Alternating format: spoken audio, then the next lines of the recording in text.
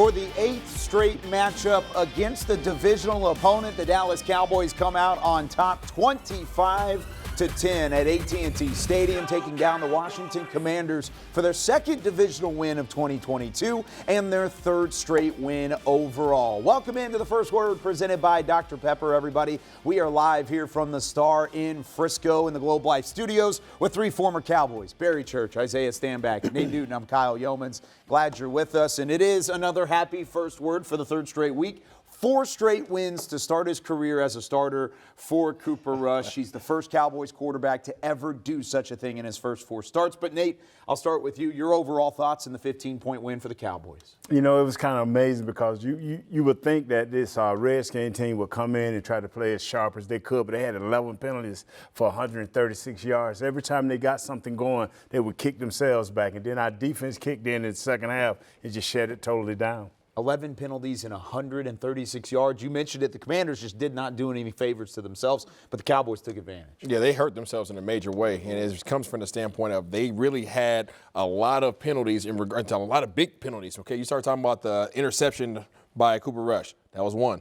Then there happened to be another interception by Cooper Rush. That was 2. Both of them got called back because of illegal contact and a holding call. They beat themselves up. Those were 2 major plays in this game that changed the tide. Yeah, without a doubt, they changed the tide a lot because without those penalties, Washington would have been in a lot better field position here, and they probably could have taken advantage of a Dallas defense. But to me, offensively, Cooper Rush, once again, besides those 2 early mistakes that he made, he was extremely efficient out there, passing the ball, keeping the ball out of harm's way, minus those penalties. But he did a great job out there. They were feeding Zeke, feeding Pollard as well. They couldn't really, the offensive line could not really handle those 2 Bama boys in the middle. They gave him a little trouble throughout the entirety of the game. But the receivers, I'm talking about Noah Brown, Gallup, CeeDee Lamb, they really stepped up in a big way and made some huge, crucial catches in this game. So hats off to those receivers. They played a heck of a game. On to the next one. 6 receptions, 97 yards, and a touchdown for CeeDee Lamb. Brown had 61 yards. Elliott had 32. Gallup had 24 and a big touchdown in that first half as well. So I want to go to the defensive side of the football before we come back to Cooper Rush because they were, again, fantastic. 4th straight game they've held an opposing team under 200 yards passing. It was just 170 yards through the air, 2 interceptions, 1 for Trayvon Diggs, the first career interception for Deron Bland. Barry, when you look at this defense, they continue to get better every week, and I feel like they're shoring things up as you go along. What do you look at? Man, when you have a front 7 and a pass rush like the Cowboys have right now, it makes everyone else's job out there easy. I mean, the corners, they're playing some strappy coverage as well, but when the quarterback's back there and he's seeing ghosts, he's running for his life the entire time, it makes that secondary look 10 times better. Diggs was out there once again shadowing McLaurin, held him to, I think, maybe 2 catches out there, so he really blanketed that guy up. But that defensive line, they're getting after quarterbacks out there. And Donovan Wilson is taking advantage of all his opportunities out there. He just seems to flash and pop off the tape every single time you watch this tape, man. So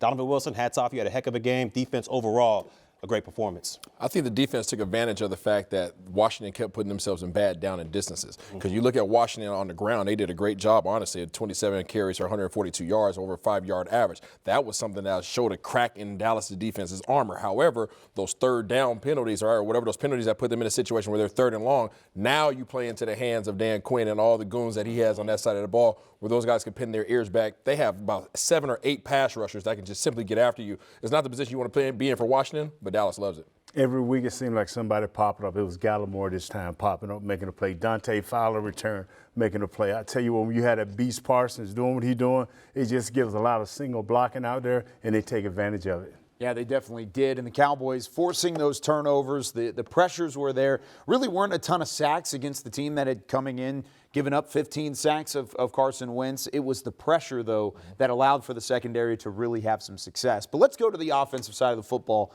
The ground game was effective early, but it was more so not because of the yardage, but because of the wear and tear it took of that front 7 of Washington. Nate, when you looked at the way that the balance kind of turned out, the yardage looks like they dominated through the air, Dallas did. But how did the balance help things out for Cooper Rush in the end? They opened it up with Zeke, and they continued to pound Zeke up the middle, right outside the guards, right inside the tackles, and they was making some leeway. And as the game went on, the passing game opened up. And I believe that Cooper Rush is one of the better guys when it comes to play action pass. Yeah, I would like to see more running, to be honest with you, Kyle. I didn't think that we had an effective running game. I think when they actually had successful runs, they were in crucial times. But overall, Washington's defensive line dominated the line of scrimmage in terms of the run defense. Yeah, without a doubt, those two guys in the middle, Payne and Allen, they definitely dominated and stuffed up the run a little bit when you talk about Zeke and Pollard out there. But, kudos to Kellen Moore. He kind of stuck with it. We've seen in the past where, the running game isn't going as great as we may want it to go, but let's go ahead and pass the football. No, he kind of stuck with the running game throughout the entirety of the game, kept Washington's defense honest out there, and Cooper Rush and those boys were able to take advantage of it. Let me ask you this, Isaiah, since you said that the offensive line didn't necessarily have their best game of the year.